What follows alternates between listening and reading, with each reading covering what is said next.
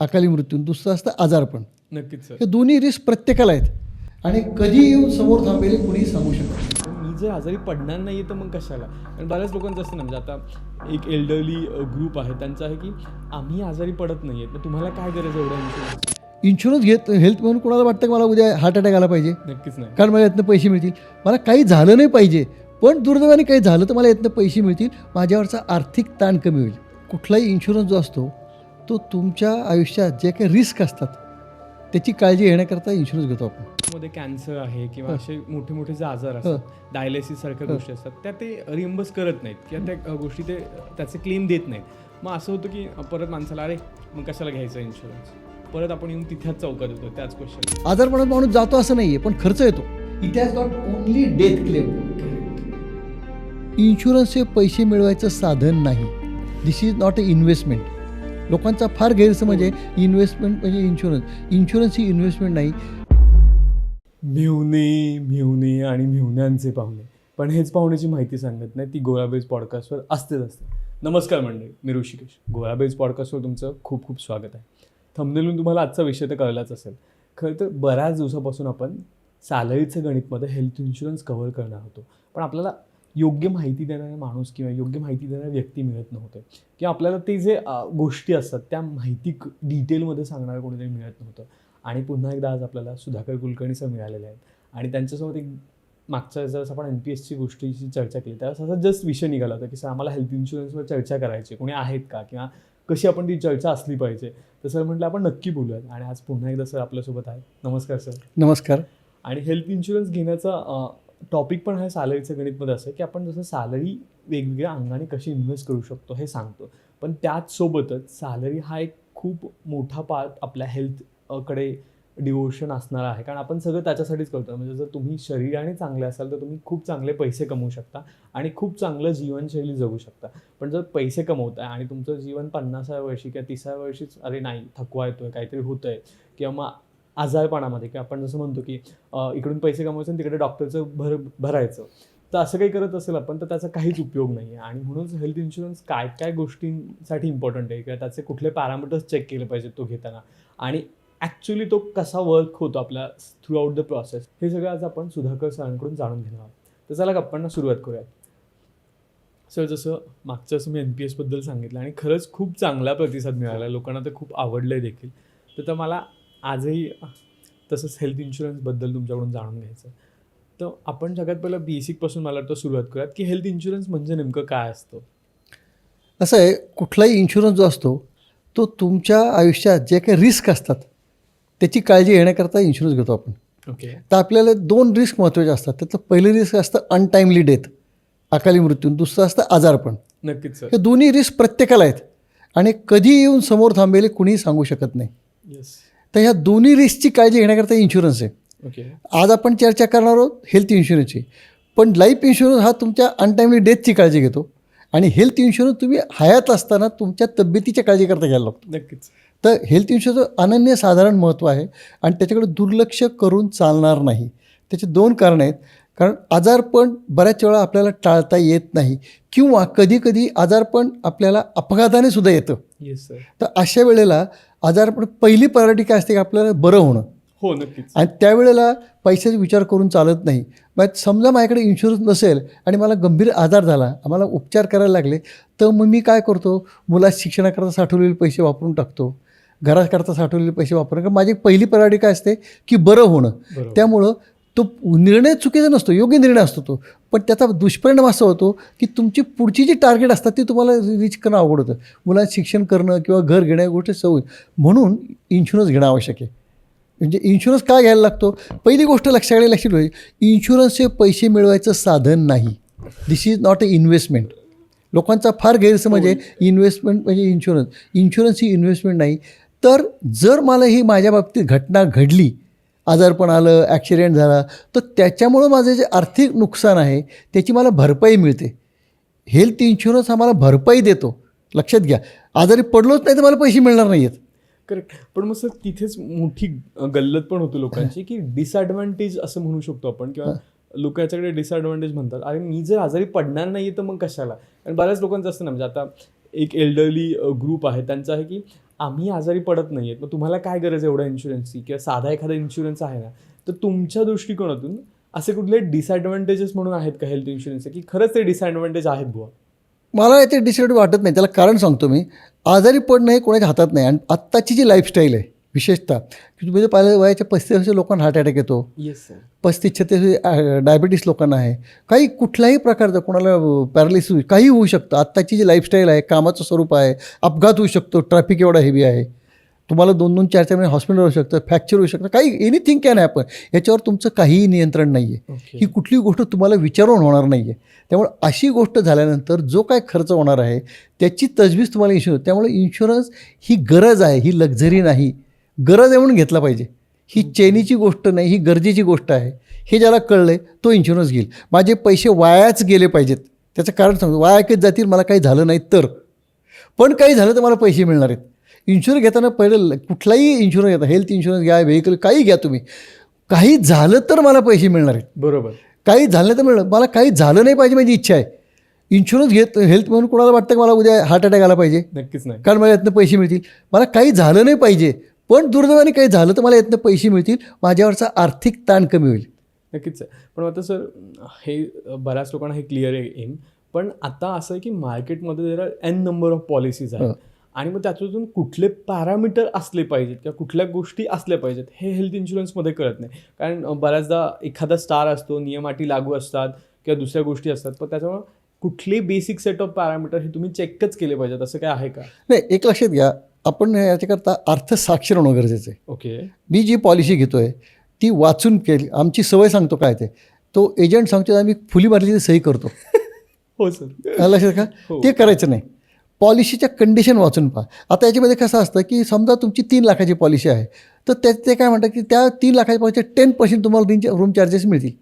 Okay. म्हणजे आणि तुम्ही रूम जर 5,000ची घेतली तुम्हाला 5,000 मिळणार नाही, 3,000 मिळणार आहेत. मग तुम्ही कंपनी शिवाय घालता इन्शुरन्स कंपनीला, मला सगळे पैसे मिळाले नाही. त्याच्याकरता तुम्हाला पॉलिसी वाचायला लागते. कुठल्या आजाराला किती पैसे. आता उदाहरणार्थ कॅटरॅक्टचं ऑपरेशन आहे, कॅटरॅक्टला 24,000च पैसे मिळतात. कुठलीही पॉलिसी घ्या त्याशिवाय कोणी पैसे देत नाही. हर्निया आहे, पाईल्स आहे, हे जे ऑपरेशन आहे ज्याला डे केअरमध्ये सकाळी करून दुपारी घरी सोडतात, त्याचे पहिले 3 वर्ष तुम्हाला पैसे मिळत नाहीत पॉलिसी घेतल्यापासून. म्हणजे आज पॉलिसी घेऊ द्या होत नाही तसं. त्यामुळे ह्या गोष्टी वाचून घेतल्या पाहिजेत. दुसरी गोष्ट, कुठल्याही सध्या असलेल्या आजाराला तुम्हाला रिम्बर्समेंट मिळत नाही पुढची 3 वर्ष. ओके. त्याला कुलिंग पिरियड असतो तो. म्हणजे मी आज पॉलिसी घेतली, मला आत्ता मागच्या महिन्यात हार्ट अटॅक येऊन गेला आणि मी आज पॉलिसी घेतली आणि मला 4 महिने अटॅक आला, तर मला पैसे मिळणार नाही आहेत, पुढची 3 वर्षे मिळणार नाहीत. त्याला एक्झिस्टिंग डिसीज म्हणतात. PED त्यांचा तो शब्द PED, प्री एक्झिस्टिंग डिसीज. ते समजून घ्या. करेक्ट. पण त्याच्यानंतर पैसे मिळणार आहेत तुम्हाला. लक्षात का? 3 वर्षाच्या कालावधीत पैसे मिळणार, पहिले 3 वर्ष मिळणार. कारण कशा करताय, हे तुमचं नोन रिस्क आहे, तुम्हाला माहिती आहे तुम्हाला आजार आहे हा. बरोबर. Insurance is always for the unknown risk. जे नाही तुम्हाला माहिती त्याच्याकरता इन्शुरन्स आहे, माहीत असलेल्या गोष्टी करता नाही आहे. लक्षात का? करेक्ट. पण मग सर, त्याचे विविध प्रकार पण बघायला मिळतात, ती कुठले आहेत? सांगतो. त्याचा मेन प्रकार जो आहे, एक आहे फॅमिली इन्शुरन्स प्लॅन आणि दुसरा आहे फॅमिली फ्लोटर प्लॅन. ओके. आता फॅमिली फ्लोटर म्हणजे काय आणि फॅमिली इन्शुरन्स म्हणजे काय?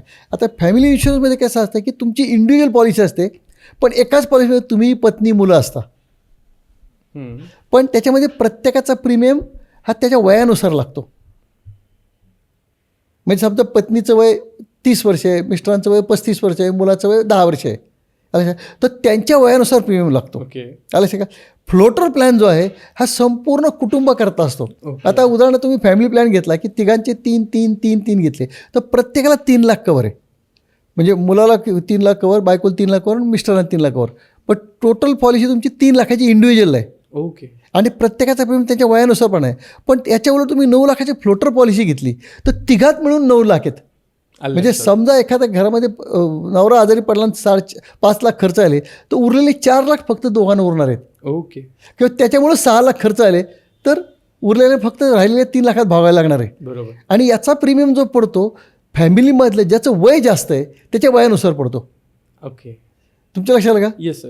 हा त्यातला फार मोठा फरक आहे, म्हणजे फ्लोटर प्लॅन आणि साध्या प्लॅनमध्ये. बाकी प्रत्येक पॉलिसीमध्ये ह्या कंडिशन आहेत की तुमच्यात प्री एक्झिस्टिंग डिसिजेस किंवा तुमचं रूम चार्जेस किती मिळणार आहेत. आता त्याच्यामध्ये कसं असतं की रूम चार्जेस मला जे मिळतील त्याप्रमाणे मला रिएम्बर्समेंट मिळते. ओके. म्हणजे मला 5,000 पैकी 3,000 मिळाले, तर झालेला खर्च माझा 10,000 पैकी मला 6च मिळणार आहे, सगळे मिळणार नाहीत. अंडरस्टूड. हां. किंवा उदाहरणार्थ आता प्रत्येक पॉलिसीमध्ये असतं की तुम्हाला ॲम्ब्युलन्स चार्जेस मिळतील 1200 1400 ते बघून घ्या 1200 2000 तर आता ॲम्ब्युलन्स चार्ज तुम्हाला घरून न्यायला पण घरी आणायला पण आहेत. तिसरी गोष्ट म्हणजे तुम्हाला प्री ऑपरेटिव्ह आणि पोस्ट ऑपरेटिव्ह पैसे मिळतात. ऑपरेशन झालं तर ते किती दिवस मिळतात? साधारण पोस्ट ऑपरेटिव्ह 30 दिवस मिळतात, काही पॉलिसीमध्ये ते 90 दिवस मिळतात, ते आपण 60 दिवस मिळतात. ते पॉलिसी टर्म्स अँड कंडिशन पाहायला पाहिजेत आपण. नुसतं ब्लाइंडली पॉलिसी घेऊ नका. आणि दुसरी गोष्ट तुमची गरज काय ते बघा. साधारणपणे वाढत्या वयाला इन्शुरन्स जास्त घ्या. सुरुवातीला नाही घेत. आता मग एक उदाहरण सांगतो. तुमच्यासारखं यंग कपल आहे, तर त्यांनी एक 7 ते 8 लाखाचा फ्लोटर प्लॅन घ्यायला हरकत नाही. पण 50 वर्ष 7-8 लाखाचा फ्लोटर प्लॅन भागणार नाही आहे. त्यावेळेला घरातले तिघही आजारपणे होते. ॲटलिस्ट दोघं तर नक्की चान्सेस असतात. आलं का? आणि मग ते पैसे पुरत नाहीत तुम्हाला. त्यामुळे साधारणपणे एक पिरियडिकली 5 वर्षांनी 1-1 लाख वाढवत नाही कवर तुमचं. ओके. हां. पण आता सर बऱ्याच असं होतं ना की लोकांचं म्हणणं असतं की बेसिक आमची सॅलरीच 50-60 हजार आहे, तर त्याच्यात इन्शुरन्स प्लॅन कसा करायचा? बिकॉज ऑफ 50-60 हजार सॅलरी असते पुण्यासारख्या खूप आपण स्टेबल सिच्युएशनमध्ये पण अशा ठिकाणी राहतो की जिथे मे बी 20,000 तुमचं घरातला खर्च भागणार आहे, तुमच्या मुलांच्या शिक्षणासाठी 10-12 हजार आहेत आणि वर तुमचे 10,000 चैनीसाठी असतात. मग अशा वेळेस मी इन्शुरन्सला कसं प्लॅन करू? कारण त्यांना सेव्हिंग पण करायची, घराचे EMI द्यायचे, सगळं करायचं. मग लोकांचं दुर्लक्ष होतं इन्शुरन्सकडे बऱ्यापैकी. पण माझं वैयक्तिकमध्ये दुर्लक्ष करू नका. कारण असं आहे बरं का, हे जे दुर्लक्ष केलं ना, आजारपण आलं तर तुमची सगळ्यात पहिली प्रायोरिटी बरं होणं आहे. मग ती पत्नी असेल, मुलगा असेल, तुम्ही असाल, आणि तिथं तुमचा जो खर्च होणार आहे तो खर्च तुमच्या बाकीच्या गोष्टी ताण आणणार आहे. करेक्ट. म्हणजे तुमचा EMI भरला जाणार नाही. लक्षात घ्या, तुमच्या घराचा गाडीचा हप्ता भरला जाणार नाही, कारचा भरला जाणार नाही, किंवा मुलं शिक्षणाला फीला पैसे कमी पडतील. ते होऊ द्यायचं नसेल तर इन्शुरन्स आवश्यक आहे. एक पहिलं लक्षात घ्या की इन्शुरन्स इज फॉर जर काही झालं तर. व्हायला पाहिजे नाही, मला व्हायला नको आहे. माझं उलटं म्हणणं आहे, माझा इन्शुरन्सचा वर्षाचा वाया गेला पाहिजे. वाया कधी जाईल? मला काही झालं नाही तर, मला काही व्हायलाच नको आहे. काही झालं तर मला पैसे मिळायला पाहिजेत. हे ज्याला कळलं आहे त्याला इन्शुरन्स महत्त्व कळेल. मला इन्शुरन्समध्ये पैसे मिळवायचे नाहीत, मला पैसे रिएम्बर्स आहे. रिएम्बर्स म्हणजे कधी आहे? आधी खर्च आला आहे माझा तर रिएम्बर्समेंट मिळणार आहे. इन्शुरन्स हे पैसे मिळवायचं साधन नाही आहे, झालेल्या खर्चाची नुकसान भरपाईची भरपाई आहे. बऱ्याचदा सर असंही होतं ना की आपण एखाद्या, जसं तुम्ही म्हणालात तसं झालेल्या खर्चाची भरपाई ठीक आहे, सगळं आहे. पण आता आपण बघतो की कॅशलेस आणि नॉन कॅशलेस असे पण प्रकार असतात. आणि त्यावेळेस आपण रिएम्बर्समेंटसाठी जातो, त्यावेळेस आपल्याला बऱ्यापैकी आपण जेवढे खर्च केले तेवढे मिळत नाहीत असं आपल्याला बघायला मिळतं. किंवा ज्यावेळेस आपण कॅशलेससाठी जातो त्यावेळेस दुसऱ्या गोष्टी बघायला मिळतात, त्या की कंपनीचे बिल्स वाढून लावलेले असतात किंवा बऱ्याचशा गोष्टी असतात. आणि त्याच्यामुळे पण कुठेतरी मग लोकांचा हेल्थ इन्शुरन्स न घेण्याकडे कल आहे. म्हणजे त्यांना असं वाटतं की यार सगळीकडूनच पैसे ते जास्त घेतात, मग कशाला घ्यायचं, जाऊ दे आपण आपल्या पॉकेटला देऊयात. नाही, कॅशलेस आणि रिएम्बर्समेंट 2 गोष्टी वेगळ्या आहेत. ओके. कॅशलेसचा अर्थ असा काय की जिथं तुमची प्लॅन काही गोष्टी असते ते तुम्हाला कॅशलेस करता येतं, आणि तुम्हाला ॲडमिट झाल्यानंतर तुमची पॉलिसी दिल्यानंतर तुम्हाला त्याचा ॲप्रूव्हल येतो संबंधित इन्शुरन्स कंपनीकडनं. करेक्ट. आणि हॉस्पिटल जे बिल देतं ते तुमचं जे, आता समजा तुमचा खर्च 3.5 लाख झाला आणि तुमची पॉलिसी 3 लाखाची आहे, तर तुम्हाला इन्शुरन्स कंपनी 3.5 देणार नाही आहे. 3 लाख हॉस्पिटलमध्ये 50 तुम्हाला भरायचीच आहेत, तोपर्यंत तुम्हाला हॉस्पिटल डिस्चार्ज मिळणार नाही आहे. किंवा तुमची जी रूम चार्जेस आहे त्याच्या नियमानुसार तुमची त्यांच्याकडे अप्रूव्हल 2.75 उरलेली तुम्हाला 75 तुम्हालाच भरायचे आहेत. फक्त तुम्हाला 75 भरायचे आहेत. जेव्हा रिम्बर्स तुम्हाला सगळे 3.5 भरायला लागतात आणि मग कंपनीकडे 2.50ची रिम्बर्समेंट मिळते. थांबायला लागतं. हा एवढाच फरक, बाकी फरक काही नाही. याची म्हणजे इन्शुरन्समुळे बिल जास्त होतं तर तो this is because of hospital and doctor. त्याला माझ्याकडे उत्तर काही नाही आहे. म्हणजे जेव्हा हॉस्पिटलला कळतं की यांच्याकडे इन्शुरन्स पॉलिसी आहे, असं होऊ शकतं. सगळ्या ठिकाणी असं म्हणणार नाही, पण काही ठिकाणी होऊ शकतं. म्हणजे आय ॲग्री विथ यू की इन्शुरन्स आहे ना, मग जरा जास्त बिल लावा. पण तो इन्शुरन्स कॅशलेस आहे का साधे, याने काही फरक पडत नाही. ऑन द कॉन्ट्री कॅशलेस असेल तर ॲटलिस्ट तुमच्या खिशातले पैसे जात नाहीत. कॅशलेस नसेल आधी तुम्हाला भरायला लागतात, मग रिम्बर्समेंट घ्यायला लागते. आणि सर आता म्हणजे प्रत्येक ह्याच्यामध्ये ना आपण बघतो की कोपे नावाचा एक सेगमेंट असतो इन्शुरन्समध्ये. तर त्या सेगमेंटचा यूज काय? कारण कोपेमुळे काय होतं, प्रत्येक इन्शुरन्समध्ये तो ना व्हेरी होत असतो. म्हणजे काही ठिकाणी तो 15% आहे, काही ठिकाणी तो 10% आहे, काही ठिकाणी तो 20%. म्हणून तुम्ही पॉलिसी वाचून पहा की याचा अर्थ काय की ते पैसे तुम्ही भरायचे आहेत. करेक्ट. हां, त्यामुळे ती पॉलिसी तुम्ही वाचून पहा. एवढं काय सांगतो, तुम्ही पॉलिसी वाचून पहा. आलं लक्षात का? पण आता सर बऱ्याच असंही होतं की हेल्थ इन्शुरन्समध्ये ना टॉपअप नावाचा सेगमेंट पण विचारला जातो. तर त्याचं काय कनेक्शन? टॉपअप याचा अर्थ असा की एक उदाहरण देतो तुम्हाला. तुमची एक 9 लाखाची फ्लोटर पॉलिसी आहे. तुम्ही तुमची पत्नी तुमचे आईवडील आहेत. आलं लक्षात. आणि त्या वर्षामध्ये खर्च तुमचा 10 लाख झाला तर तुमच्या फ्लोटर प्लॅनमध्ये 9 लाख मिळतील आणि वरचे 1 लाख त्या टॉपअपमध्ये मिळतील. ओके. म्हणजे टॉपअप कधी ट्रिगर होते, जेव्हा तुमची बेस पॉलिसी संपते तेव्हा. पण हे लोकांना माहितीच नसतं बरं. नाही आता त्याच्यामध्ये 2 गोष्टी आहेत की त्याला ट्रिगर किती घ्यायचं आहे तुम्ही ठरवायचं. ओके. जितका ट्रिगर लिमिट जास्त तितका प्रीमियम कमी. ओके. म्हणजे तुम्ही जर ट्रिगर पॉईंट ज्याला थ्रेशोल्ड म्हणतात, हो. थ्रेशोल्ड लिमिट 3 लाखाची घेतली तुम्ही तर 3 लाखापर्यंत खर्च तुमच्या बेस पॉलिसीत मिळेल आणि खर्च 7 लाख झाला तर 4 लाख तुम्हाला टॉपअपमध्ये मिळतील. पण तुमचा खर्च 2च लाख झाला तर टॉपअपमध्ये 1 पैसा मिळणार नाही, कारण 3 लाख तुमच्या बेसमध्ये तुम्ही मिळणार आहेत. ओके. आलं लक्षात का? हां, लक्षात. हां.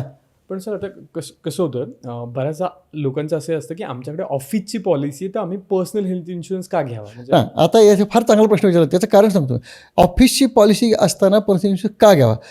बहुतेक कंपन्यामध्ये आज तुमची सगळ्या जे खाजगी कंपन्यामध्ये तुम्ही तिथं किती दिवस राहाल तुम्हाला माहीत नाही आहे. काही वेळा कंपनी तुम्हाला फायर करेल, काही वेळा तुम्ही कंपनी सोडून जाल. Moment you leave the job, either तुम्हाला काढलं आहे किंवा तुम्ही सोडली, ते कवर तुम्हाला राहत नाही. आणि दरम्यानच्या काळात काय झालं तुमच्याकडे काय, ओके. असं गॅरंटी द्या की त्या काळात मी आजारी पडणार नाही. कधी कधी काय होतं की तुम्हाला काढून टाकलं तर डिप्रेशनमध्ये तुम्हाला अटॅक येतो. हां, म्हणजे होऊ नये तसं, पण होऊ शकतं ना असं. करेक्ट. हां, टेन्शनमुळे. हां, टेन्शन काहीतरी होऊ शकतं. मग त्यावेळेला तुमच्याकडे नोकरी गेली असती, इन्शुरन्स नसतो, प्रॉब्लेम येतो. पण त्याच्याकरता एक पर्याय करा, जास्त घेऊ नका. एक just go for 2 or 3 lakh. कंपनीचं तुमचा 5 लाखाचा, हा 2 लाखाचा घेऊन ठेवा. ॲटलीस्ट 2 लाखाचा, किंवा 2 लाखाचं घ्यायचं नसेल तर टॉपअप घ्या.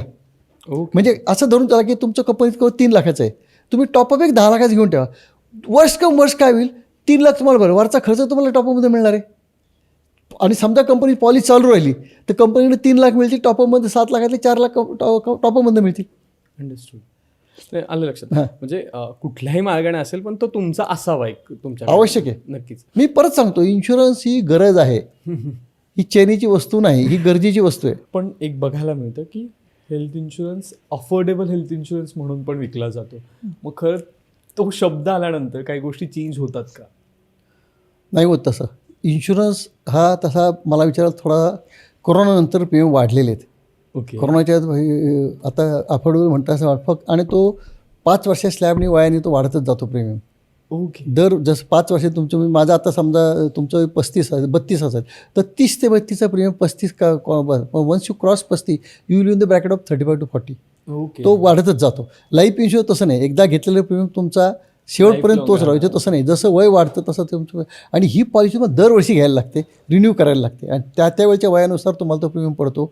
आणि कोरोनानंतर याचे प्रीमियम वाढलेले आहेत. ही वस्तू फक्त सुदैवाने आत्ता परवा जे 22 सप्टेंबरला गव्हर्नमेंटने GST कमी केला आहे, हेल्थ इन्शुरन्स GST 0 केलेला आहे, तेव्हा बऱ्यापैकी प्रीमियम कमी झालेले आहेत. हां. आणि सर जसं आपण बोलत होतो तसं मला हे जाणून घ्यायला आवडेल की बऱ्याचदा क्लेम रिजेक्ट्स का होतात? म्हणजे बऱ्याचदा असं बघायला मिळतं लोकांकडून क्लेम रिजेक्ट झालेत आणि आम्ही पॉलिसी वाचली होती, आम्हाला माहिती होतं सगळं, तरी आमचे काहीतरी XYZ कारणाने क्लेम रिजेक्ट झालेत. क्लेम रिजेक्ट व्हायचं कारण 2 गोष्टी, जसं तुम्हाला सांगितलं की एखादा आजार तुम्ही डिक्लेअर केलेला नसतो. ओके. आणि तो असतो तुम्हाला, नंतर लक्षात येतं या माणसाला आजार, त्या कारणास्तव तो रिजेक्ट होऊ शकतो क्लेम. ओके. हां, म्हणजे हा पहिलं महत्त्वाचं कारण. ओके. दुसरं कारण असं असतं की तुम्ही तुमची जी लिमिट आहे त्या लिमिटच्या पुढचं तुमचं रिजेक्ट होणारच आहे, सगळं रिजेक्ट होणार नाही. म्हणजे तुमच्या लिमिट प्रत्येक गोष्ट, तुम्हाला बेड चार्जेस किती आहेत किंवा ऑपरेशन डॉक्टर चार्जेस किती आहेत, व्हिजिट, ह्याची लिमिट ठरलेली आहे. त्याच्या पुढचा जो खर्च होईल ना तो रिजेक्ट होणारच आहे, सगळा रिजेक्ट होणार नाही. पण सर बऱ्याचदा असे विचारलं जातं ना, प्रीमियममध्ये कव्हरेज आणि अफोर्डेबिलिटी कसं मॅनेज करायचं?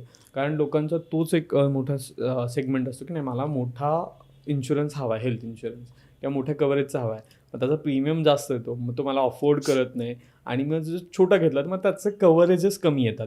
पण त्याला उत्तर काही नाही आहे. त्याला कारण असं, शेवटी ते जे रिस्क घेतात त्याची तुमच्याकडे ते प्रीमियम घेतात. तुम्ही जेव्हा कव्हर जास्त घेता तर they are taking risk on you for more amount. Okay. पण आता सर याच्यानुसार अजून एक काही लोकांचं असं की मला हेल्थ इन्शुरन्स पण कसा बेनिफिट ठरेल टॅक्सच्या अँगलनी किंवा बाकीच्या दृष्टिकोनातून, कारण आजकाल असे प्रीमियम येतात ना, जर तुम्ही वर्षभर क्लेम नाही केला तर तुम्हाला no claim bonus no claim bonus असतो ना, नो क्लेम बोनस जो असतो तो तुमच्या पॉलिसीच्या ठराविक पैशामध्ये तुमचे कव्हर वाढतं. ओके. जे प्रीमियम कमी होत नाही, तुमच्या लक्षात का? आणि तो it can increase up to 50%. समजा तुमची पॉलिसी 5 लाखाची आहे तर 5 वर्षात ती 7.5 लाख होईल, जर तुम्ही त्यावर्षी क्लेम केला नाहीत तर. ओके. आलं लक्षात का? कव्हर तुमचं वाढेल, त्याच प्रीमियम तुम्हाला तेवढं कव्हर मिळेल. ओके. म्हणजे प्रीमियम कव्हर वाढतं, प्रीमियम वाढत नाही. मग तो दॅट इज तुमचा नो क्लेम बोनस आहे. Is it clear? Yes yes, पण त्याच्यामुळं म्हणजे ज्या वर्षी क्लेम होईल त्या वर्षी तुम्हाला तो बोनस मिळणार नाही आहे. आलं लक्षात. हां, मग त्याचं नावच नो क्लेम बोनस आहे. नक्कीच सर. पण मग सर बऱ्याच असं पण होतं ना की काही काही पॉलिसी मॅच्युअर होतात किंवा त्यांची मॅच्युरिटी असते, त्याच्यानंतर क्लेम प्रोसेस असते. मग हेल्थ इन्शुरन्समध्ये पण मॅच्युरिटीवाल्या काही गोष्टी असतात का पॉलिसीच्या? नाही, पॉलिसी हेल्थ इन्शुरन्स पॉलिसी आलेच फॉर 1 year. ओके. घेतल्या तारखेपासून ती 1 वर्ष, त्या काळामध्ये जे काय होईल तेवढाच क्लेम मिळेल. तुमची त्यावेळेला पॉलिसी फोर्समध्ये नसेल तर काही मिळणार नाही. अंडरस्टँड. जेव्हा when you are lodging the claim, policy has to be in the force. Okay. हां, आणि ते मी 2 वर्षापूर्वी पॉलिसी घेतली होती, मला कंपनी असं काही होणार नाही. आज पॉलिसी चालू आहे का? नाही. तुम्हाला ती दरवर्षी रिन्यू केली पाहिजे. नक्कीच सर, नक्कीच. पण मग सर याच्यामध्ये खूप मोठा मेजर सेगमेंट असा येतो की आपण जे म्हणजे Tier 1 Tier 2 सिटीमध्ये लोक राहतात ते थोडेसे इन्क्लाइंड असतात हेल्थ इन्शुरन्ससाठी. पण मग जे गावखेड्यांमध्ये लोक आहेत त्यांच्या बाबतीत आपण बघतो की थोडासा हेल्थ इन्शुरन्स काही कानाडोळा केला जातो. मग अशा लोकांनी म्हणजे त्याकडे कसं लक्ष दिलं पाहिजे? किंवा मग त्यांचे उत्पन्न व्यवस्थित नसतात किंवा त्यांचं उत्पन्न स्टॅग्नंट नसतात. तसं सॅलरी, माझं सॅलरीतून गोष्टी जात आहेत टाईम पिरियडली, पण समोरचा एखादा माणूस आहे ज्याच्याकडे बिझनेस आहे किंवा काही गोष्टी त्याच्याकडून जात नाही टाईमली गोष्टी. पण अशा वेळेस कसं हेल्थ इन्शुरन्स मॅनेज करावा? नाही, आता त्या 2 गोष्टी आहेत. तुम्हाला जर कल्पना असेल की गव्हर्नमेंटनी लो प्रीमियममध्ये काही इन्शुरन्स प्रीमियम द्यायला सुरुवात केली आहे. जे वर्षाला तुम्हाला ₹12 प्रीमियम भरा, ₹1,00,000 कव्हर मिळतं. आलं लक्षात का? जन आरोग्य योजना म्हणतात ती. याशिवाय पंतप्रधान आयुष्यमान भारत इन्शुरन्स मिळतं. ते ज्यांचं लो इन्कम आहे त्यांना फॅमिलीला 5 लाख मिळतं. बरोबर. आणि those are senior citizen above 70 त्यांना प्रत्येकाला 5 लाख मिळतं in respect of the income. Correct. Senior सिटीजनला इन्कमचा क्रायटेरिया नाही आहे. नक्कीच नाही. बाकीच्यांना इन्कमचा क्रायटेरिया, ज्याला पिवळं कार्ड म्हणतो आपण, ज्यांचं हो, हो. EBC, त्यांना 5 लाखाचं आज फॅमिलीला देतात. आणि दॅट रिजनेबली गुड अमाऊंट आहे. म्हणजे 5 लाख काही किरकोळ रक्कम नाही आहे. नक्कीच सर. हां, तर ती आत्ता म्हणजे इतकी व्यवस्थित नव्हतं, आत्ता आहे ते. आणि जे सिनियर लोक आहेत माझ्यासारखे आहेत, मग 5 लाखाचं कवर मला गव्हर्नमेंटचं कवर आहे. जे सुधारण वापरायची वेळ नाही, पण कवर आहे मला 5 लाखाचं. हां. पण मग सर असं असून सुद्धा ना तो क्लेम तितक्या लोकांपर्यंत पोहोचत नाही किंवा तितक्या लोकांना त्याची माहिती नसते किंवा आपण जसं म्हणू त्यांना ते प्रोसेसिंग कसं करायचं हे पण माहीत नसतं. आता हा जो इन्शुरन्स आहे, ज्याला आयुष्यमान भारत आहे, हा तुम्ही ऑनलाईन सुद्धा करू शकता. ओके. कोणाकडे जायची गरज नाही. पण याच्याकरता थोडंसं माझं म्हणणं असं आहे की ज्या समाजसेवी संस्था आहेत त्यांनी ग्रामीण भागात जाऊन याच्याकडे पुढाकार घेतला पाहिजे, किंवा जे राजकारणातले लोक आहेत की त्यांनी याच्या काही लोकांपर्यंत हा स्कीम पोहोचली पाहिजे. म्हणजे आता तुम्हाला असं वाटेल मी मुद्दाम एक राजकारण म्हणून नको, पण त्या मंत्र्याचं नाव घेत नाही, पण त्यांच्या इथं पुण्यामध्ये ऑफिस आहे. त्या ऑफिसला त्यांनी 24 तास उघडे, 24 तास सकाळी 10 ते संध्याकाळी 7. तुम्ही कुणीही जा, तुम्ही सांगा माझं हे इन्कम आहे, तुम्हाला ते कार्ड काढून देतात आयुष्यमान भारतचं. ओके. हां, त्याला पैसे काही नाहीत, फुकट आहे. तुम्हाला ते कार्ड देतात आणि आमच्यासारख्या सिनियर लोकांसोबत तिथं बसून ते कार्ड देतात. नक्कीच सर. म्हणजे पण तो अवेअरनेस वाढवला पाहिजे, ही जबाबदारी जी आहे ना. आता याच्याकरता जाहिरात येते पहा, तर तुम्ही त्या जाहिराती वाचल्या पाहिजेत. टी व्हीवर जाहिरात असते, पेपरला जाहिरात असते, समाज माध्यमावर जाहिरात असते. तर आता तुम्ही याच्या आयुष्यमान भारतचे किती व्हिडिओ आहेत तुम्हाला सांगा. तर हे लोकांपर्यंत पोहोचलं पाहिजे. नक्कीच. म्हणजे त्याच्याकरता म्हणजे one can take horse to the water, पण पाणी शेवटी घोड्यानेच प्यायचं. हां. नक्कीच. आणि सर प्रत्येक एजनुसार जसं तुम्ही म्हणताय मगासपासून की हेल्थ इन्शुरन्स बदलतो. मग आता सपोज मी 22व्या वर्षी एखादा घेतला होता, पण आता मला 28 झालं आणि मला असं वाटतं की नाही मला काही चेंजेस करायचे आहेत, तर ते चेंजेस आपण यूज टू पॉलिसीमध्ये करू शकतो की कसं? कसं आहे, तुमची कुठली पॉलिसी 1 वर्षाकरताच आहे. बरोबर. पुढची पॉलिसी जेव्हा घ्याल तेव्हा चेंज करतो. ओके. तुमच्या लक्षात का, तुम्ही जेव्हा 28 संपून 29ला पॉलिसी घ्याल, ती दरवर्षी रिन्यू करायचीच आहे. त्यात चेंज करा, तुम्हाला काय ॲडिशन डिलिशन काय ते करू शकता तुम्ही. करेक्ट. पण मग बऱ्याचदा लोक असंही सांगतात ना की हेल्थ इन्शुरन्स घेण्यापेक्षा तुम्ही एकदाच टर्म प्लॅन काढून घ्या, ठीक आहे, किंवा LICचा टर्म प्लॅन काढा ज्याच्यामध्ये तुमचं हॉस्पिटलायझेशन कव्हर होतं. मग हे कितपत खरं आहे सर? नाही, टर्म प्लॅनचा अर्थ लोकांना कळला आहे का? टर्म प्लॅन म्हणजे काय? याच्यामध्ये माणूस गेला तर संपूर्ण रक्कम मिळते. ओके. गेला नाही तर काहीच मिळत नाही. आजारपणात माणूस जातो असं नाही आहे, पण खर्च येतो. करेक्ट. पण टर्म प्लॅनमध्ये माणूस गेला नाही तर एक पैसे मिळत नाही आहे. त्याचे पैसे मिळतात कधी? It has got only death claim. Correct. इथं तसं नाही, इथं तुम्हाला रिएम्बर्समेंट आहे. There is a difference between life insurance and health insurance. Health इन्शुरन्सचं रिएम्बर्समेंट येस सर. आणि लाईफ इन्शुरन्स पेमेंट आहे. आणि तिथं किती मिळतं पेमेंट? जेवढी पॉलिसी तेवढं सगळं मिळतं. ओके. इथं किती मिळतं? जेवढा खर्च आला तेवढं, किंवा policy cover whichever is less. हा दोन्हीतला फार मोठा फरक आहे. Okay sir. आणि आता जर एखादा 30 मधला तरुण आहे आणि त्याला आतापर्यंत माहिती नव्हतं, पण आफ्टर दिस पॉडकास्ट त्याला रिअलाइज होतं की त्यांना घ्यायचा हेल्थ इन्शुरन्स, तर शुड ही स्टार्ट? मी परत सांगतो ना, शुड यू नाही, ही मस्ट. तुम्ही शुड म्हणताय, मी मस्ट म्हणतो. ही मस्ट स्टार्ट, कारण त्याला माहिती आहे का तो आजारी पडणार नाही. हां, बरं, डेफिनेटली. आणि आजारी पडणार नाही, ॲक्सिडेंट होणार नाही, काही गॅरंटी कोण देतं का? काही देत नाही. त्यामुळं त्याचा जो संभाव्य खर्च होऊ शकतो, खर्च होईलच असं नाही, पण जर झाला तर त्याची रिम्बर्समेंट इन्शुरन्स. त्यामुळं त्यांनी ती घेतलाच पाहिजे. घेऊ का वगैरे नाही, मला विचारलं तर घेतलंच पाहिजे. नाही तर मग सगळा खर्च स्वतः बेअर करायची तयारी पाहिजे. ओके. पण मग सर, आता आपण असंही बघतो ना, की बरेचसे इन्शुरन्स आहेत, त्यांच्यामध्ये कॅन्सर आहे किंवा असे मोठे मोठे जे आजार असतात, डायलिसिस सारख्या गोष्टी असतात, त्या ते रिएम्बर्स करत नाहीत किंवा त्या गोष्टी ते त्याचे क्लेम देत नाहीत. मग असं होतं की परत माणसाला, अरे मग कशाला घ्यायचं इन्शुरन्स, परत आपण येऊन तिथेच चौकात येतो त्याच मी क्वेश्चन. परत सांगतो, मला पॉलिसी घेताना तुम्ही डिक्लेअर केलं असेल तर पहिले 3 वर्षी पैसे मिळणार नाही. ओके. पण तुम्ही डिक्लेअर केलं असेल 3 वर्षानंतर तुम्हाला त्या वर्षभरात जेवढी लिमिट तेवढी तुम्हाला पैसे मिळतील. आता तुम्ही जो माझा चांगला प्रश्न कॅन्सर काढलात किंवा पॅरालिसिस काढला, याच्याकरता एक वेगळी पॉलिसी आहे, त्याला म्हणतात क्रिटिकल केअर इन्शुरन्स पॉलिसी. त्याची फार लोकांना माहिती नाही आहे. ओके. क्रिटिकल केअर हा लाईफ इन्शुरन्स पण देतात आणि जनरल इन्शुरन्स पण देतात. ओके. आता क्रिटिकल केअरचा अर्थ असा की ते कॉल्ड 4 to 5 क्रिटिकल, ज्याला आपण गंभीर आजार म्हणतो. हार्ट अटॅक आहे, किडनी ट्रान्सप्लांट आहे, ब्रेन ट्यूमर आहे, मेजर ऑर्गन ट्रान्सप्लांट आहे, पॅरालिसिस आहे. याच्यातलं काही जरी आजार झाला तर तुम्ही जेवढं कवर घेते तेवढी 1 रुपये तुम्हाला मिळून जाते. सब्जेक्ट तुम्ही जायला पाहिजे असं नाही आहे. ओके. तुम्ही त्या डायग्नोज झालात आलं लक्षात. आणि डायग्नोज झाल्यानंतर you should survive for next 30 days. Correct correct. Diagnose झाल्यानंतर 30 दिवसात गेला तर पैसे मिळणार नाहीत. हां. पण तुम्ही पुढे एखाद्याला कॅन्सर डिग्री झाला तो पुढे, कॅन्सर लोक 2-2, 5-5, 6-6 वर्षे असतात, हो जगतात. पण त्याला वन टाईम ते पैसे मिळून जातात. त्याचा मेडिक्लेमशी काही संबंध नाही, लक्षात घ्या. ओके. म्हणजे समजा म्हणजे 15 लाखांमध्ये क्रिटिकल केअर इन्शुरन्स पॉलिसी आहे आणि एखाद्या माणसाला कॅन्सर डायग्नोज झाल्यानंतर पुढचे 15 दिवस 30 दिवस हयात असेल तर कंपनी त्याला 15 लाख देणं बंधनकारक आहे. ओके. त्याचा खर्च किती झाला त्याचा काही संबंध नाही, ते त्या खर्चाचे पैशाला मेडिक्लेममध्ये मिळतील. आलं लक्षात. आलं असेल का? हे खर्च जे आहे हा वन टाईम इन्शुरन्स आहे आलं. आणि एकदा ही पॉलिसी झाली की परत मिळत नाही. ओके. एकदा पॉलिसी तुम्हाला परत पॉलिसी काढता येत नाही. ओके. आणि एकदा क्लेम केलं परत तुम्हाला काही return पॉलिसी काढता संपली, येतं. संपलं ते. पॉलिसी संपली. आणि ही पॉलिसी तुम्हाला हे सांगितले 5-6 हजार करत आहे, त्याच्यामध्ये त्यात 35-36 हजार अगर ते मायनर, त्यात तुम्हाला 50% रक्कम मिळते. मग तो आजार डायग्नोज झाला तर ओके. 100% मिळत नाही. पण समजा एखाद्या माणसाला मायनर आधी झाला आणि नंतर मेजर झाला तर 100% म्हणजे आधी 50 मिळतील, पुढचे 50च मिळतील. मग परत ते 100 आणि हे 50 मिळणार नाही. ओके. आलं लक्षात. आलं लक्षात का? हां, आलं. कव्हर जे आहे 100% तेवढंच मिळणार आहे. पण मायनर झालं तर 50% मिळतील, मेजर झालं तर 100% मिळतील. Correct correct. आणि ही policy this should be in addition to your mediclaim. Okay. Understood. पण आता सर, या सगळ्या चर्चेमध्ये पुन्हा एकदा काही गोष्टी अशा जाणवतात, त्या म्हणजे की इन्शुरन्स महत्त्वाचं हे जाणवलं. त्याच्यानंतर तो घेतला पाहिजे, आपण हेही बघितलं किंवा सॅलेड असेल किंवा नसेल तुम्ही तरी तो असला हवा आहे, किंवा तो फ्लोटिंग किंवा तुम्ही म्हटला तसे वेगवेगळे टाईप आहेत ते सगळे आहेत. पण पुन्हा सर, तो खूप मोठा बर्डन जाणवतो की लोकांना, की सिलेक्ट कुठला करू मी. कारण पॉलिसी बाजारसारख्या वेबसाईट आहेत, खूप सारे प्लॅन्स आहेत, त्याच्यानंतर प्रत्येकाची ही एक बेसिक नीड असते की यार माझा महिन्याचा पण मेडिसिनचा खर्च भागला पाहिजे. कारण माझ्या महिन्याला माझ्या घरात आई बाबा आहेत किंवा बायको आहे किंवा आता मला स्वतःला डायबिटीज झाला आहे सपोज, तर मला महिन्याला काही काही मेडिसिन लागतात ज्याचं बिल 5-7 हजार होतं, ते पण भागलं पाहिजे. मग हा विचार करणं हेल्थ इन्शुरन्सच्या दृष्टिकोनातून कितपत योग्य आहे? नाही, एक लक्षात घ्या, तुमच्या प्रत्येक औषधाचे पैसे मिळतील असं नाही आहे. ओके. मेडी जनरली काय हा this comes for hospitalisation. Yes sir.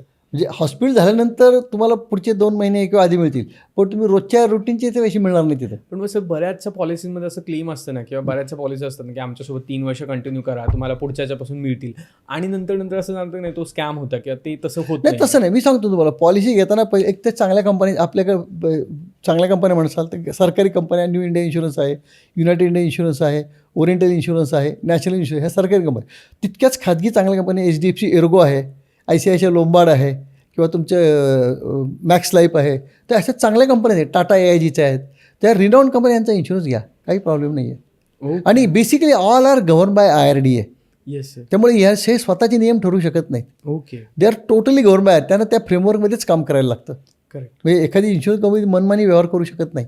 पण हे खूप महत्त्वाचं आहे ना, कारण इन्शुरन्स एजंट खूप काही काही गोष्टी सांगून तुमच्याकडून पॉलिसीज उतरवतात. मी बी तो एका दृष्टीकोनातून वाटतं आपल्याला बरं आहे, पण ते क्लेम्स नंतर सेटल नाही झालं की माणूस आपणच त्याला ब्लेम करतो, अरे हे फसवा क्लेम होता किंवा त्यात स्कॅम झाला आहे किंवा मला नाही मिळाले. पण मग प्रश्न तोच आहे पुन्हा सर, की डेली मेडिसिन्ससाठी कुठली पॉलिसी असेल तर ती घ्यावी का, म्हणजे त्यात कितपत तथ्य असतं? पण मी एकच सांगेल की इन्शुरन्स समजून घ्या. पॉलिसी वाचा, माझी गरज काय आहे, माझ्या गरजात भागतायत का, वाढत्या वयानुसार ते कवर वाढवत न्या. करेक्ट. लक्षात का.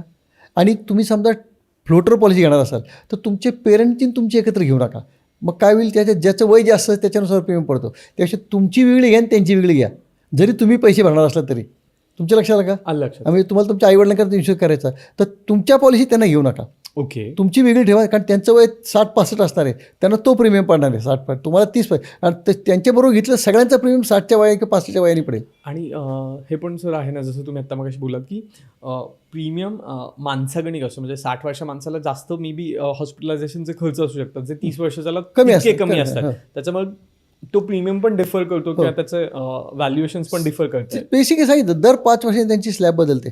सिनियर सिटीजनचे प्रीमियम अजून जास्त आहेत. करेक्ट. हां. कारण त्यांचे इनबॉर्न चान्सेस नाही, बेसिकली चान्सेस ऑफ फेलिंग इल हे जास्त आहेत. करेक्ट. शेवटी इन्शुरन्स काय आहे, रिस्क आहे, प्रॉबेबिलिटी आहे. Right sir. त्यामुळं ज्याची चान्सेस आहे तिथं रिस्क जास्त आहे. तरुण माणूस हॉस्पिटल होण्याच्या चान्सेसपेक्षा 70 वर्ष होणं जास्त नक्की जास्त आहे, त्यामुळे त्याला प्रीमियम जास्त पडणार आहे. करेक्ट. आणि हा विचार करणं खूप चुकीचं ठरणार त्या सिच्युएशनला की अरे कंपनी पैसे कमवते, मग आपण कशाला पैसे द्यायचे किंवा काय करायचं. कारण बऱ्याच लोकांचा, सामान्य माणसांचा हा पण एक विचार असतो, अरे आपल्याला काय होत नाही, कशाला कंपनीला पैसे द्यायचे. आणि मग त्याच्यातून कधीतरी ते होतं आणि ज्याच्यातून तुमची सगळी सेव्हिंग केलेली पुंज आपण जी म्हणतो, की आपण जसं मागच्या NPSच्या एपिसोडमध्ये बोललो की NPSमध्ये तुम्ही काही कॉर्पस बनवला आहे, पण सडनली काही गोष्टी घडल्या आणि तुम्हाला तो हे करावा लागतोय. म्हणजे जसं तुम्ही मागेही म्हणाला होतात सर की रिटायरमेंट जर तुम्ही जगलात तर, आणि इन्शुरन्स जर तुम्हाला ते बॅलन्स करायचं असेल गोष्टी, तर ह्या खूप महत्त्वाच्या गोष्टी आहेत नक्कीच. हे आवश्यक आहे ना. आणि विशेषतः साधारण आत्ताच्या काळामध्ये 35-40 नंतर लोकांना वेगवेगळ्या प्रकारचे आजार होतात. त्यामुळं तुमच्या खर्चाची तोंडमळणी करण्याकरता तुमच्याकडे इन्शुरन्स आवश्यक आहे. प्रीमियम गेलेला परवडला. टॅक्समध्ये तुम्ही जे टॅक्सचा प्रश्न विचारला होता, याचा प्रीमियम जो आहे तो अंडर 80D तुम्हाला तो टॅक्सेबल इन्कममधून वजावट मिळते तेवढी. पण ती सुद्धा मॅक्सिमम 25,000 आणि पेरेंट घेतला असतं 50,000. त्याच्यानंतर सर ना ॲडॉन नावाची एक गोष्ट आपल्याला बघायला मिळते. हो. ती कितपत फायदेशीर असते किंवा ती कधी यूज केली पाहिजे. नाही, ॲडॉनला आधी काहीतरी बेस असायला लागतो. आणि ॲडॉन जनरली जे असतात ना ते तुमच्या लाईफ इन्शुरन्सबरोबर असतात. तर ॲडॉन काय असतो, तर ॲक्सिडेंट इन्शुरन्स असतो, त्याच्यामध्ये ॲक्सिडेंट बेनिफिट असतो किंवा तुमचा क्रिटिकल बेनिफिट असतो ओके. किंवा प्रीमियम वेवर बेनिफिट असतो. ओके. हां, म्हणजे ॲडॉन आधी तुमच्याकडे नुसता ॲडॉन घेता येत नाही, आधी बेस पॉलिसीला तुम्हाला ॲडॉन घेता येते. आणि सर आता हा एक सेक्शन झाला की जे घेतच नाहीत. असा एक सेक्शन मी बघतो सर काही लोकांचा, खूप कमी आहेत ती लोकं, पण असा एक सेक्शन आहे की जे मल्टिपल पॉलिसीज घेऊन ठेवतात. तर मल्टिपल पॉलिसीज घेणं पण तितकं चांगलं आहे का किंवा काय कसं? चुकीचं आहे ते. त्याचं कारण असं आहे, समजा माझ्याकडे 5 आणि 5 लाखाच्या 2 पॉलिसी आहेत, ओके. तर मला दोघांकडनं आणि माझा खर्च 6 लाख झाला, तर मला दोघांकडनं 6 लाख मिळणार नाहीत, दोघांकडनं मिळून 6 लाख मिळतील. ओके. अंडरस्टूड. तुमच्या लक्षात, माझ्याकडे 5-5 लाखाच्या 2 पॉलिसी, माझा खर्च 6 लाख झाला, तर दोघांकडनं 5-5 लाख मिळणार आहे, मला नाही मिळणार. दोघात मिळून 6 लाख मिळाले, म्हणजे ते प्रपोर्शन करतील ते. म्हणजे आता धरून चाललं, एक पॉलिसी तुमची 10 लाख आहे, एक पॉलिसी 5 लाखाची आहे, आणि खर्च तुमचा 7 लाख झाला, तर काय झालं तुमचं 50% ते रेशिओ होईल 2/3 1/3 होईल. ओके. खर्च तुमचं तेवढं, खर्च पैसे जास्त मिळणार नाहीत, फक्त त्यांच्यामध्ये ते डिव्हिजन होईल. दॅट यू कॅन डू, की माझे खर्च 7 लाख झालेला आहे, तर मी 5 लाख आणि दोघांकडे केले, पण त्यांच्याकडे प्रपोर्शन मिळेल. ओके. हां. आणि ते बॅकएंडला ट्रॅक होतं, म्हणजे आपण नाही केलं ते, म्हणजे कारण बरेच लोक असं करतात ना की दोन्हीकडे क्लेम फाईल काही फरक पडत नाही, ते द्यायचं ते देणार, त्यांना माहिती आहे तुमची पॉलिसी किती येते. ओके. त्याने काय होतं, कारण तुम्हाला एक माहिती का, त्या पॉलिसी कॉलम असतो any other insurance cover. Correct. तुम्हाला असं नाही, आणि तुम्हाला ती माझी ही पॉलिसी आहे ते लिहायला लागते. तर पण बऱ्याच लोकांना ना इन्शुरन्स कंपनीचं प्रॉफिट मॉडेल समजत नाही. जर तुम्ही ते एक्सप्लेन केलं थोडक्यात आम्हाला तर तेही आवडेल, कारण बऱ्याच लोकांचं तिथे गल्लत होती, यार इन्शुरन्स कंपनीचं प्रॉफिट मॉडेल काय, म्हणजे जो माणूस दलाल काम करतो किंवा जो एजंट काम करतो, मग त्याचा पगार पण माझ्याच याच्यातून जातोय का? नाही, त्याला पगार देत नाही कंपनी, त्याला कमिशन मिळतं. हां, मग ते त्याचं कमिशन जे असतं काय 7% 7.5% ते प्रीमियममधनं जातं. ओके. तुम्ही जो प्रीमियम भरता त्यातनं त्याला कमिशन मिळतं. आता याच्या उलट तुम्ही जर ऑनलाईन पॉलिसी घेतली ती स्वस्त पडते. ओके. आता तुम्ही पॉलिसी बाजारला गेला तर तुम्हाला ती स्वस्त मिळते, किंवा ऑनलाईन एखाद्या डायरेक्ट तुम्ही ICICI लोंबार्डचं गेलं तर तुम्हाला ते एजंटकडे घेण्यापेक्षा स्वस्त मिळते पॉलिसी. ओके. हां. पण मग ते आतलं स्ट्रक्चर कसं चालतं, म्हणजे बेसिकली इन्शुरन्स इट सेल्फ, तो लाईफ आहे का जनरल आहे, तो प्रॉबिलिटी आहे. म्हणजे कसं आहे की ही घटना घडणार आहे, पण ती सगळ्यांना घडणार नाही आहे. करेक्ट. म्हणजे असं धरून आपण इथं आता 4 जण बसलो आहेत, 4 जणांनी इन्शुरन्स कवर घेतलेला आहे, त्यातलं सगळ्यांना ॲक्सिडेंट होणार नाही आहे नक्कीच. किंवा सगळे आजारी पडणार नाहीत. आलं का, कुणीतरी एक जण त्यातलं पडणार आहे, आणि त्याचा जो खर्च आहे ते सगळ्यांनी भरलेल्या प्रीमियममधून होणार आहे. ओके. आलं असेल का? Understood. आपण हा 4 हा खूप छोटा आकडा आहे. हे असे लाखोत आकडे असतात आलं आणि लक्षात. 2 किंवा 3% लोकांच्या रिइम्बर्समेंट करायला लागते. बाकीचे पैसे त्यांना खिशातले पैसे कोणी देत नाही. आलेल्या प्रीमियममध्ये ज्यांनी क्लेम केला त्यांना पैसे मिळतात. आता इन्शुरन्स कंपन्या तोट्यात किती आहे? तुम्ही चांगला प्रश्न विचारला. आत्ता मोठा पाऊस झाला आहे. Correct. आत्ता ज्या क्रॉप इन्शुरन्स आहे त्या अडचणी देणार आहेत इन्शुरन्स कंपन्या, कारण इथं सगळ्यांचंच नुकसान झालं आहे. बरोबर, आलं लक्षात. एरवी सगळ्यांचं नुकसान होत नाही. नक्कीच. आजारी सगळे पडत नाहीत, सगळे मरत नाहीत. इथं सगळ्यांचं पिकाचं नुकसान, तिथं इन्शुरन्स कंपन्यात नुकसान देणार आहे. किंवा आफ्टर कोविड किंवा हां, इन बिटवीन तर त्यावेळेला तो नुकसान झालं होतं. बरोबर. पण अदरवाईज काही 2 किंवा 3% लोकांना घडतंय, बाकीच्यांना घडत नाही. आपण तरी एवढं सगळं असून पण या सगळ्या गोष्टी माहिती असून पण इन्शुरन्सचा तसा रेशिओ बघायला गेला तर तो खूप कमी पर्सेंटेजमध्ये आहे ना. त्याचं कारण आहे अजून अवेअरनेस नाही आहे. ओके. बेसिक अजूनही आपल्याकडे लाईफ इन्शुरन्स पॉलिसी घ्यायचं प्रमाण फार कमी आहे. Correct sir. कारण आणि अजूनही आपण LIC किंवा बाकीच्या गोष्टींमध्ये जास्त नाही, अवेअरनेस कमी आहे ना. बेसिकली अवेअरनेसच कमी आहे. त्याचं तो जसा जसा अवेअरनेस वाढेल ना, तसं आता तुम्ही जर वेस्टर्न कंट्रीमध्ये गेलात किंवा आता अमेरिकेमध्ये गेलात तर इन्शुरन्स नसेल तुम्हाला हॉस्पिटलमध्ये घेणार नाहीत ते. आपल्याकडे तसं आहे का? नाही, आपल्याकडे तर म्हणजे खूपच तिथं इन्शुरन्सचं बेसिक आवश्यक काही करू शकत नाही तुम्ही. ओके. अन्न वस्त्र निवाऱ्यासारखं ते हो, हो. आहे. आलं लक्षात. पण नक्कीच सर, म्हणजे हा सगळ्या गोष्टींचा आपण एकदा विचार केला पाहिजे. आणि जे आपण प्रीमियम देतो तसं तुम्ही थ्रूआउट द पॉडकास्ट सांगताय ते खूप महत्त्वाचं की पॉलिसी वाचा, त्या गोष्टी महत्त्वपूर्ण बघा. आता तुम्हाला रिलेट करतायत का ते बघा. कारण नंतर ब्लेम करणं खूप काय उपयोग सोपं नाही असतं त्याचा. आणि हो, त्याला उपयोग हो, होत नाही. आपण मग खूप धागेदोडू शकतो. अरे ह्याचा मित्र मिळेल का, त्या इन्शुरन्स त्याचा कंपनीत काय काय कामाला उपयोग? त्याचा मिळेल का? दे गो ॲज पर रूल. Correct. ते नियमावर बोट ठेवून तुम्हाला पैसे देतात. हां. आता एक छोटं उदाहरण सांगतो Please, तुम्हाला sir. लाईफमधले, की तुमच्या पॉलिसीमध्ये त्यांनी 3 प्रश्न विचारले असतात. तुम्ही तंबाखू खाता का? खात असाल तर किती? दारू पिता का? पित असाल तर किती? सिगारेट ओढता का? रोज किती? आणि चौथं ड्रग घेता का? हे तुम्ही सगळं नाही नाही नाही नाही लिहितो. एजंट सांगतो तुम्ही तो नाही नाही करून टाकतो. उद्या तो माणूस गेल्यानंतर समजा असं he was heavy drunker, he was under drug, एक पैसाही मिळणार नाही का? कारण तुम्ही माहिती चुकीची दिली आहे. करेक्ट. आलं लक्षात सर. आलं का? किंवा तिथे असा प्रश्न असतो की त्या आर यू ॲडव्हेंचरमध्ये काय म्हणजे गिरायरोहण करता का? कुठल्या रॅलीमध्ये भाग घेता Hiking का? rallyमध्ये, yes, किंवा sir. तुमचे घरात कोणी पॉलिटिकली क्लोजली रिलेटेड आहे का? मग तुमचे वडील आई असं कोणी, तर ह्या लोकांच्या लाईफला तुमच्या माझ्या लाईफपेक्षा जास्त रिस्क आहे. करेक्ट. किंवा कुणी हॅझार्डस कंपनीमध्ये काम करता, म्हणजे फटाक्याची फॅक्टरी आहे किंवा ॲस्बेस्टस फॅक्टरी आहे, तर ह्या लोकांचं ते जर तुम्ही नाही म्हणून कळवलं ना आणि क्लेम लागला तुम्ही आणि तिथे कळलं की ह्या माणूस ह्या ॲस्बेस्टस फॅक्टरी सर्व्हिसला होता, एक पैसाही क्लेम मिळणार नाही. Correct sir. तिथं तुम्ही हा विचार करताय आणि तो भांडायला तो माणूस शिल्लक नसतो, शिवाय नातेवाईक घालतात. हो, नक्कीच नक्कीच. लक्षात का? आणि हे खूप वेळा होतं ना की आपण मग कनेक्शन शोधायला बघतो, त्याचा काय काय काय उपयोग होत करतो, नाही. त्याचा उपयोग होत नाही आणि नंतर क्लेम सेटल नाही झाला म्हणून ओरडतो. इन्शुरन्सचं बेसिक प्रिन्सिपल असं ॲटमोस्ट गुड फेथ, दोघांनी एकमेकाला खरं सांगायचं.